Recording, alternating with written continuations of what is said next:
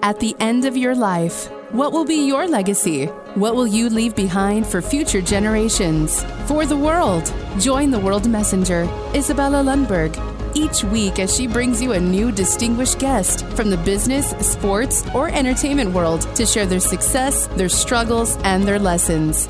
They will share their insights into current hot topics that affect everyone. Izabela facilitates an intimate, vulnerable environment to find the true value of humanity and real leadership.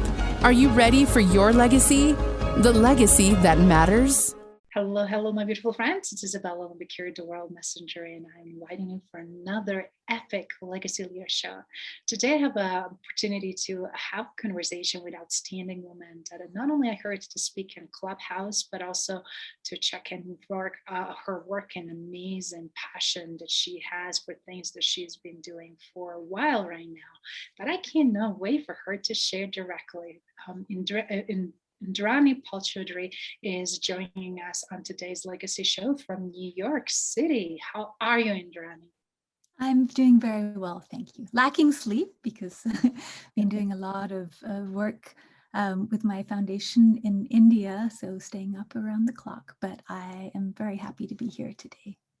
I mean, you're one of those amazing people that is doing so much, not only being connected to the Tribeca Film Festival and being involved in film industry, being award-winning innovator and award in film as a director or photographer. So obviously leveraging so much of your skill sets, and then also being Princeton University visiting lecturer.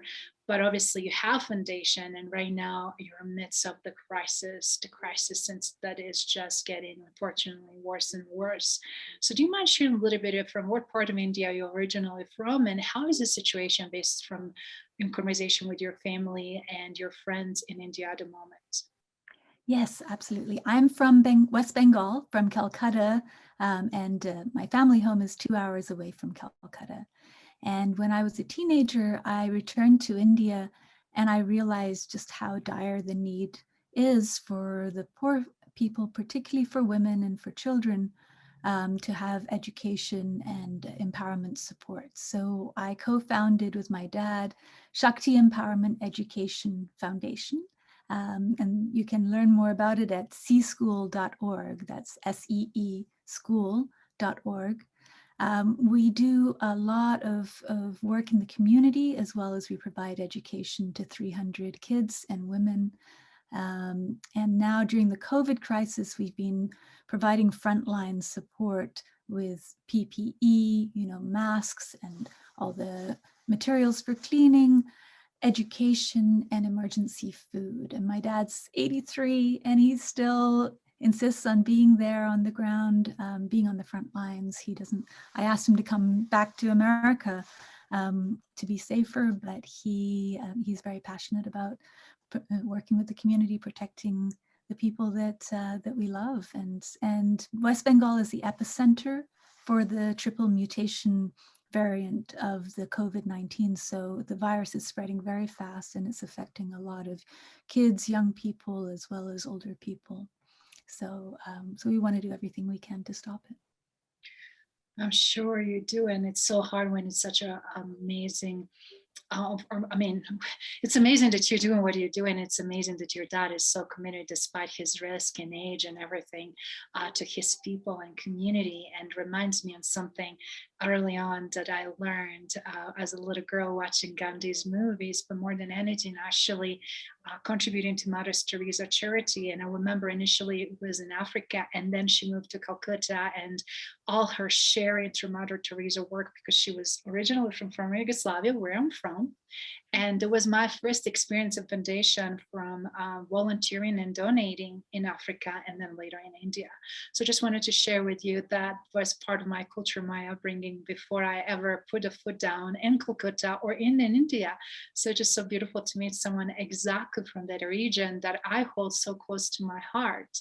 So when you talk about young women and children, do you mind sharing a little bit obviously so much is being done to empower them, to educate them, to give them the working opportunities, the freedom from slavery, of sexual abuse and everything else, and also to provide healthcare. Before the COVID occurred, you already been on the ground. So do you mind sharing a little bit about that work as well, and what the charities focuses on, in addition to current crisis, and how others can obviously partake in that? Absolutely. So our charity focuses on education and providing the resources for the community. So we began by going door to door to ask the poorest families to let at least one of their kids go to school. Many of these children were working in the fields and the factories because their families are so poor that otherwise they don't have food to eat. So we learned early on that we had to convince families. Many of the families were illiterate and had never benefited from education themselves, so they didn't understand the ways in which education can provide a much better future for their kids. So once we started having more and more kids, and now of course there's lines of kids that families that want their children to have educations, and we can't take care of all of them. But what we learned very quickly is that if they don't have enough food to eat, it's very hard for them to learn. So while there's a public school system, they're malnourished, and there's often a lot of corruption in the school system, so that teachers require them to do special classes in order to pass, and these families are too poor to pay. So in our school, everything's free, and we help to integrate them into the government system so that they can go to university. We also provide vocational training for the mothers, for women. We do all kinds of training, from raising geese and ducks to handicrafts and sewing, which are the cottage industries that they're able to do. And then we also provide microfinancing for women that complete the course, so that they have a little bit of startup funds to start their own businesses. And that's been tremendously successful. We have an enormous, I think it's a 95% rate of return, where they return the loan at the end, and where they're able to then go and actually employ others in their community. So going from being, literally begging on the streets to being able to take care of their neighbors as well. It's really, really exciting to see lives transform. That is so powerful. And I just want to, first of all, kudo you for doing that, because specifically focusing on women and children and future generation, right? The needs are tremendous, and I'm so glad you partaking in that part of solution. Well, it's been an extraordinary experience for me. I've learned so much from these women and kids. They are so resilient, so smart, so able to overcome like the most tremendous adversities. And part of what I learned from them is that through the process of helping others, you can really grow as a person. And so, I've been able to do that, and our students are able to do that too. They all help each other in the community, and that's been really powerful to see that force of positivity. One of the things that really excites me is just seeing the ways in which a small amount of money can go so far in these communities. And so everyone who thinks that they can't make a difference in the world, I urge you, there are so many ways that you can, starting with, you can go to our website at cschool.org and make a donation, or you can donate your time to people in your communities that need support and encouragement and empowerment. And there's so much that you can do to change others' lives and your own. Yes. And I love what you said, because a lot of times we wait to get ready, or wait to get rich, or wait to get more time, or wait to get more money. Always is something. And reality is that we always have something to give, and just it's a matter of figuring that out, and to whom, and figuring out all those great organizations like yours that are truly walking the talk and making a huge impact and difference, and associating with them and support in any way we can. So with that in mind, obviously, right now with the current crisis, I know you've been doing some fundraising in Clubhouse and aligning with other people. And I just love the spirit and how many people are coming together to supporting India and Indian efforts in with vaccination and awareness and everything else here in the United States. So do you mind sharing a little bit, what do you see as most pressing ways, not only to with sense of urgency to assist and help, but also things that are already being tried and they're being effective in those efforts. So please share a little bit for people that are not as familiar with that region and as well as what they can do. Sure. One of the big problems right now is that a lot of people are sending supplies to India and it's getting stuck at the airports because there's a lot of bureaucracy and it takes time to process. So the best way to help people immediately with the COVID crisis, I believe, is to donate to existing nonprofits, ones that have been running for many years. Like ours, we've been running for over 25 years. So, it's not a fly by night. It's not just going, to some strange person. Yeah. It's really important to have. Or somebody's private bank account or whatever might be the case, because we're seeing a little bit of that as well. Yes, so that is an excellent point. Absolutely. So it's good to look for ones that have been there for a long time. And I believe that it's important to work with organizations that have a big, broad mandate, who can be there for the people after the COVID crisis, because the reality is that this problem is not going to be solved in a few days. It is an ongoing crisis of COVID. There are many other crises as well in India and in the developing world that we don't hear about as often because they don't affect us, but health is constantly an issue there. The reason that the virus is spreading so fast is because so many of the poor people are malnourished and they have underlying other health issues. So supporting the community as a whole and building the infrastructure is incredibly important. And that's what we aim to do, is to help by educating people so that they can then be part of the solution and not the problem. That is a great mission. And obviously education is so powerful on so many levels. I'm glad again to see that, and constantly, obviously, we need to re-educate ourselves, because as you said, further away we're removed from certain issues, people tend to not just pay much attention or don't have a sense of urgency. And right now we have a true crisis that has such a high sense of urgency. So I'm glad we have a chance to also portray that in a different way so that people can really absorb it and take action. We'll definitely share your website and again and information with the release of this podcast, but I also want to make sure that people have a chance to really think about it, because from the legacy standpoint, obviously it's the highest way of exercising and practicing your true purpose, right? And a lot of times we live life without even knowing what that true purpose is, let alone that we fully make it happen in our lifetime. It seems like you've been doing a lot of amazing things on the purpose and on the sense of as a strong female leader. So do you mind sharing a little bit about your passion for arts and specifically film? And if you don't mind just sharing a little bit about your projects in that arena and how you're using specifically that way of addressing some of these topics. Absolutely. I believe that filmmakers are the myth makers of our times. In olden times, you had the poets, you had the songs, the myths that inspire people. Everyone wants to be a hero. And so we look to the creators of the stories for what is a hero like. Now, in today's world, American film dominates, and the lens through which we see 90% of filmmakers are white males.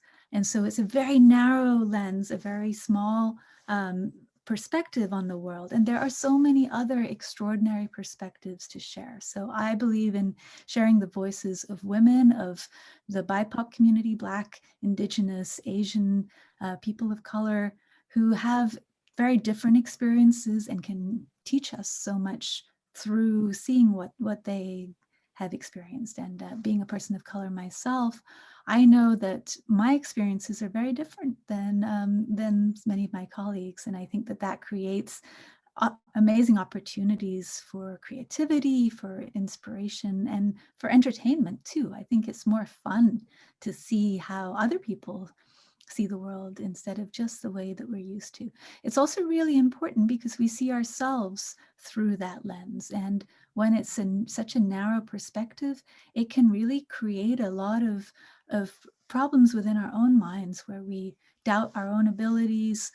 We expect to see people who are heroes looking a certain way. And that's not the reality. The people who are really doing amazing work in the world, transformative work, are very often amongst the most underprivileged, the more marginalized people. So sharing those stories is a great honor for me, and it's also a lot of fun. So one of the projects that I'm working on right now is Queen Bess. It's a story of Bessie Coleman, the first African-American female pilot in the 1920s. She was extraordinary, and she showed the world that a woman of color could do the most difficult thing at that time, which was fly airplanes. So that's a story that I'm very excited about. Another film is on Tulsa, which was this terrible massacre that happened of the African-American community in Tulsa, Oklahoma, also in the 1920s. So sharing that story and the stories of survivors, I think is really, really important. And lastly, I'm doing some films that are based in India, and that's where my passion lies as well. One film is on trafficking, which I've worked a lot to fight trafficking. One of my short films, Girl Epidemic, won a lot of awards and raised a lot of attention for the millions of girls that are missing in Asia, partly due to trafficking, child labor and neglect, and female infanticide. So, these are all different ways that I'm trying to tackle the challenges of the world. I also work with a lot of nonprofits on different projects and help to get their messages out. I teach a class at Princeton called Mobilizing Millions for Social Justice and Human Rights using art and film. And that's really exciting because the intersection of art and social justice is a very, very powerful area, and it's not something that gets studied very often. And so being able to inspire young people directly to continue this kind of work and to explore what can be done, that's been really exciting as well. You are full of surprises, and then you did so many things in such a short period of time. So first of all, kudos you. But I love how much you tie in all this together and how it's a like common thread: the passion and heart for humanity, and a passion for heart for me, a female and young woman that actually need the most, not only support, education, but also advocacy at the moment. And it's fortunate that that continues from decade after decade. And being involved in that arena myself, from nonprofit world where I used to rehabilitate genocide, torture, war trauma, human and rape victims, human trafficked and rape victims. It's just heart-wrenching to put things in perspective, Indran. I'm sure this can relate very well with what you already know yourself, but also for our audience that is listening. When we have less than 248 countries in the world, right? And when you have over 120 countries and working closely with people that are being affected by all of these horrible human atrocities, people cannot fathom that we're talking about more than half of the world in modern time that is being affected by something that is inflicted by other humans, and not just from an environmental standpoint, right? Like from natural disasters, but we're talking about wars, conflicts, and opportunities that socioeconomically are taking disadvantage of disadvantaged people and vulnerability of young children, and specifically females. So I can't stress how important that work is, and how much of statistics are very gloom in terms of current events, and actually how fortunately many use the COVID and current environments and events to because it's less travel, less visibility, right, to take advantage of that. Yes, one of the biggest challenges during this time of COVID is that all of the risks that the underprivileged kids particularly are at risk of in regular times are doubled. So the risk of early child marriage, the risk of child labor, child trafficking, domestic violence, also mental health challenges, suicide, all of these areas, we're seeing numbers hugely increased. And of course, the risk of food insecurity, starvation is also enormous, particularly in the poorer countries, but also in America. So we are really doing everything we can, but we need to remember, we think that we're struggling here. We have to remember how much worse it is for those who already didn't have enough. And it's really important that we also remember that there is no scarcity in the world. We're living in an artificial scarcity environment. There is enough food in the world to feed every person. There is enough wealth in the world for everyone to have an education.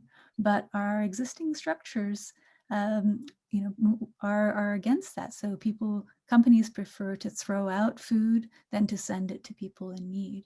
And I believe that we all need to come together and make changes so that everyone can be taken care of. This is completely within our capabilities. And so this artificial scarcity makes people think that they have to keep everything for themselves because there's not enough.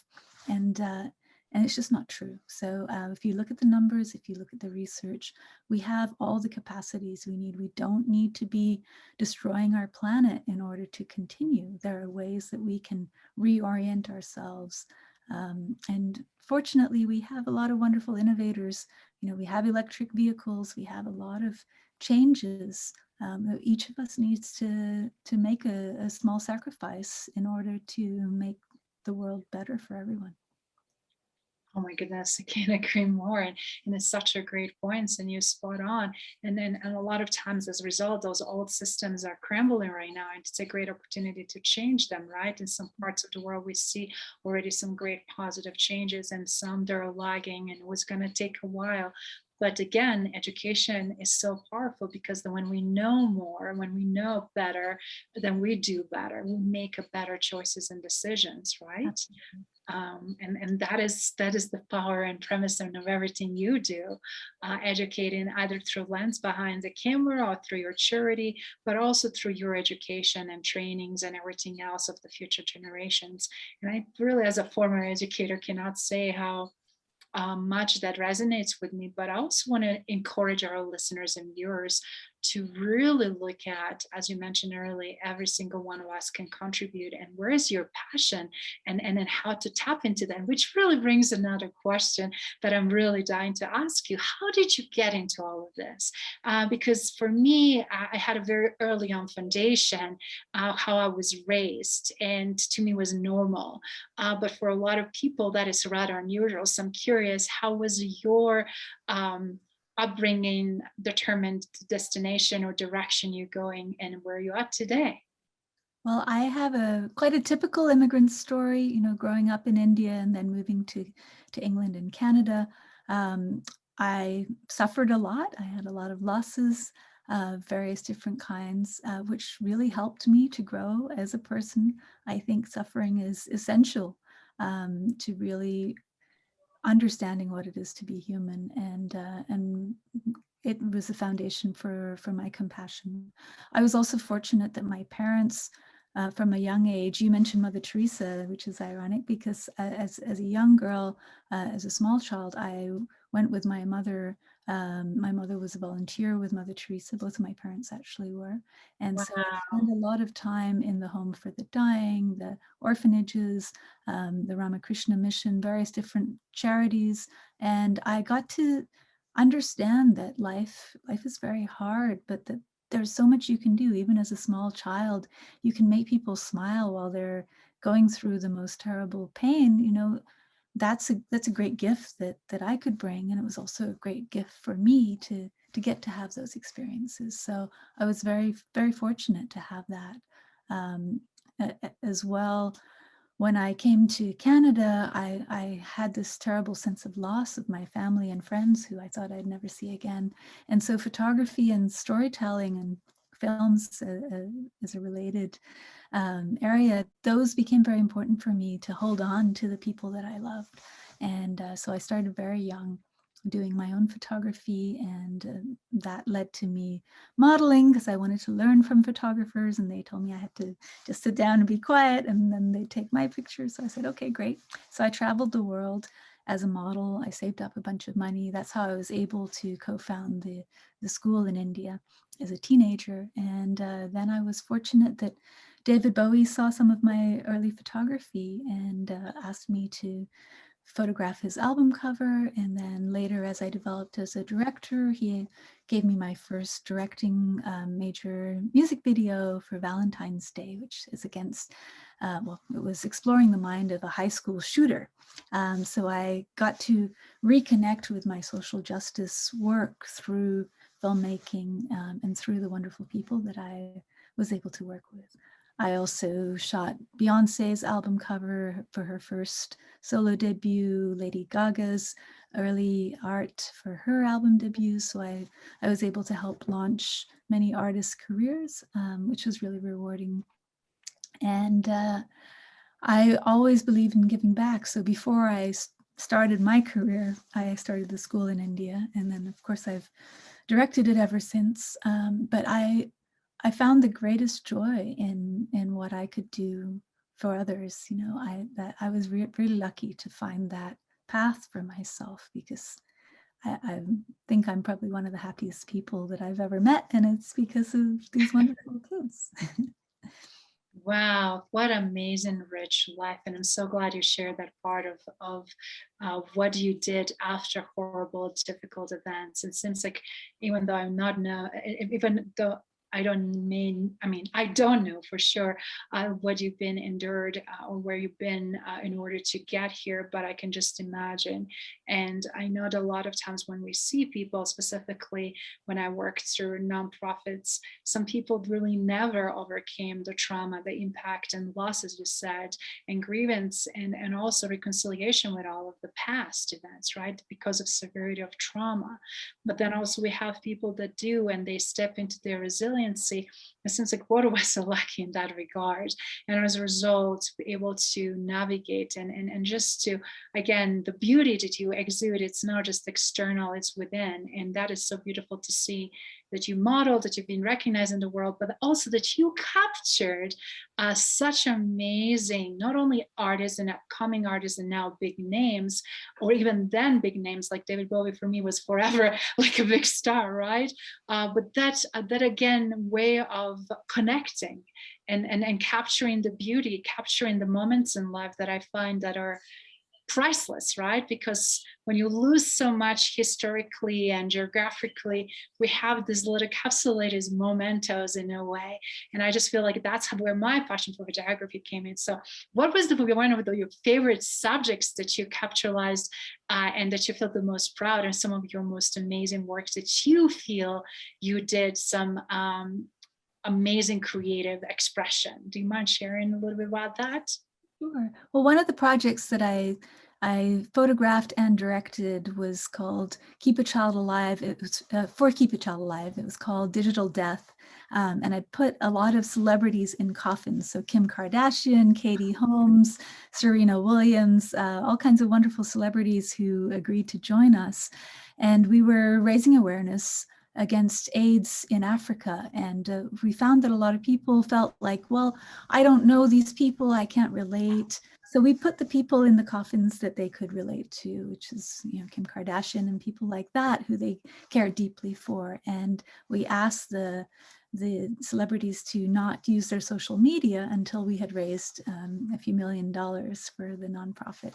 And so that was a really exciting experiment, and it worked. You know, a lot of people contributed because they wanted to hear what Kim Kardashian ate for breakfast, or, you know, whatever their reason was.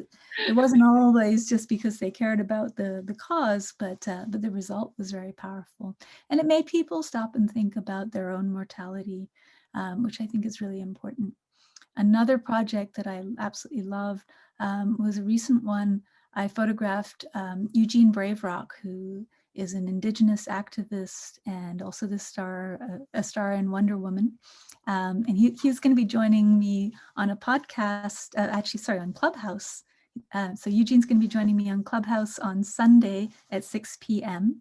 And we're going to talk about the ways in which imagery and magic and spirituality come together for social justice, and ways that we can use our own transformative powers to change the world. So I hope people might join us. It's going to be a really fun talk with anthropologists from Eric Montgomery, who's an amazing anthropologist, Nwando Achebe, who's one of the world's top historians on Nigeria and feminism. We're going to have one of the big business leaders of the Black community, and Eugene Braverock, and a number of other special guests. So I hope you'll join us as well. Oh my goodness, absolutely. We'll make sure that everybody get invited and they know exactly where they need to go. So when everybody start hearing and listening to this podcast on Sunday morning, they know where to go on Sunday afternoon and spend a great evening with you, and such a phenomenal lineup of the guests. And I love about that we have so many different platforms right now, right? So where we can just hear the audio, but connect on deeper meaning. And I remember when I listened to you share in the Clubhouse, how authentic, how real and raw you were, and how down to earth you are. And that's so beautiful when I see people that accomplish so much, but yet they stayed in essence, true to themselves, true to their value, and they're so approachable. And I just wanted to, first of all, kudos you for not only being amazingly remarkable yourself, but also showing up, and obviously showing up today on Legacy Leaders Show, because the work that you already do is tremendous legacy, and it's already echoing and making tremendous impact. But I knowing just from listening about you and your work, I'm sure it's a lot more there in the bucket list you'd like to accomplish. So do you mind sharing what the future holds? What are you trying to, or what are you working on and would like to see making happen? Oh, there are some wonderful projects that I'm working on. One of them is actually for it's a program to help people to read who have dyslexia or ADHD. So that's called Read LS, and I'm working to help bring that to the world, to the children and adults around the world. Another is my foundation in India. We're growing. It's called Empowerment Productions, and we're going to be doing more films that are empowering and inspiring. So I hope people will join me there, and on the film projects that I'm currently working on. These are all in progress, and we're looking for partners in them, for both for funding and on the production side. So be amazing opportunities to tell some of the most important stories of our times. And I invite everyone to join me on my website, which is indrani.com. You can see some of my work there, and that's the best way to contact me. That is fantastic, and your name is so beautiful. Again, and then we'll have a link for everybody so that you can hear that and see it, and podcast and on the show summary. But Indrani, with that in mind, obviously, I'm curious. What would you like to be known for? What is your legacy? Obviously, you have a lot in bucket list left to do, but ultimately, with your purpose and your vision for your life and everything you do, what would you be something that you will say, I'm so grateful I accomplished that, because at some point was unattainable, and today it's there because of, purpose-driven life that you live? Well, for me, my goal in life is to inspire people, and really for people to recognize what they're capable of, and to recognize that we can make the future how we imagine it, how we want it to be. We just have to work together. So my goal is to have a sustainable planet, to have a planet where people take care of each other, where everyone is educated, where everyone has food, and where these are prioritized. That's my great passion. So personally, I of course love to share stories through films. As a director, that's my greatest joy is directing. But I also love teaching, and so teaching at Princeton or wherever I may be in the future, I'm truly grateful for those opportunities to connect directly with young people and to see the amazing projects that they're able to do. So yeah, for me, it's a combination, and wherever I can be of most value, that's where I go. That is brilliant and so beautiful. And if you don't mind now, with that in mind, what would you like to leave the listeners and viewers with? Because obviously, some may even get a little bit intimidated because, again, you're very young, yet very accomplished, and you did so much. And then you use your personal experiences and early on strategies in life to use as a springboard and show over and over your resiliency, your strength, and assimilation in the new environments, and also showing what's really possible, breaking those stigmas and silos as a woman, as a foreigner, as an immigrant, and then stepping up into your power. So what would you, specifically female listeners and viewers, leave them with so that they can hone that power within themselves? I would say women are incredibly powerful, that each of us has the capacity to create life. And we have the capacity to make the world the way that we want it to be for future generations. And I think that we have to tap into that power, and we have to come together. I think it's very, very important that women unite together and support each other. A lot of times, for me, the greatest opportunities I've had have been often from men who have believed in my abilities. But I think it's super important that as women we help each other and we protect each other, because there are a lot of dangers in the world. And a big part of the Me Too movement that I felt was missing was holding women accountable as well for taking care of each other. So that's what I hope that we will all learn to do, and not be afraid of competition, but rather see the benefits of collaborating. I can't agree more. And that is something that really makes my heart sing, because you spot on. It's a time also to dissolve the walls and barriers that we imposed on each other, and instead of competing, to be more collaborating and supporting of each other. Because fortunately, still we see a lot of evidence, specifically in corporate America, and of that competing versus complementing and sabotaging even women's success, and instead of being their supporter and cheerleader and opening opportunities for everyone to thrive. And I love, again, your mentality that you come from, not lacking of something, but more about that abundant way of thinking and being. And that is obviously something that everybody ultimately desires for themselves and their own communities. So it's such a beautiful way to be and do. Well, thank you. I totally agree. I think understanding that we have an abundance, each of us individually, we have an abundance of skills and abilities to make the world better. And as a whole, we are an incredible kind of animal. We have all these incredible abilities to come together, and we have to use those. We can't just be going in our comfort zones. We have to step out, and we have to change the world to be what we want it to be. And there's a lot of wonderful people doing that, and each one of us needs to be a force of change. That is brilliant. So for everybody, again, watching and listening, please make sure you go to indrani.com, check her website, also go on LinkedIn. She has a phenomenal profile and opportunity for you to see what she's been up to and what she's doing, to stay in touch on Instagram, and of course, find her in Clubhouse, attend her event later on Sunday, and also look at what's possible, because again, when you pay attention, when you listen, when you learn from different people, you can see that you can still be doing and leveraging multiple different ways of expressing yourself, yet staying authentically, beautifully you, empowered you, as Indrani is demonstrating over and over again. So everybody, thank you so much for taking your time to be with us today. Indrani will be back, I promise you that, and we'll hear more from her.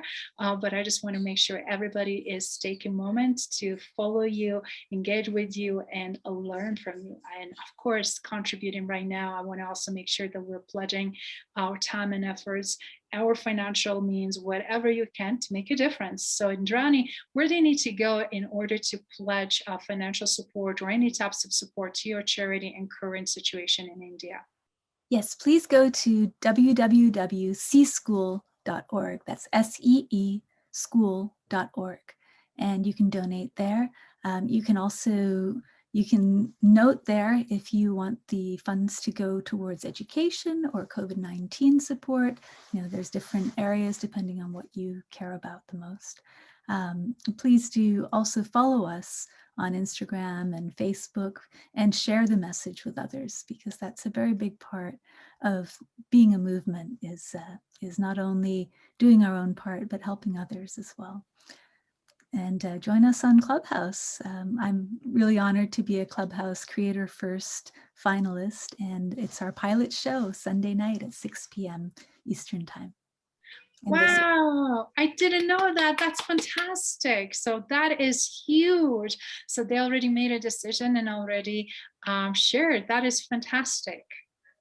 Oh yeah, no, I'm thrilled to be one of the finalists. There's 60 of us, so if everyone comes to our show, then maybe we'll get a chance to win. So I certainly hope so.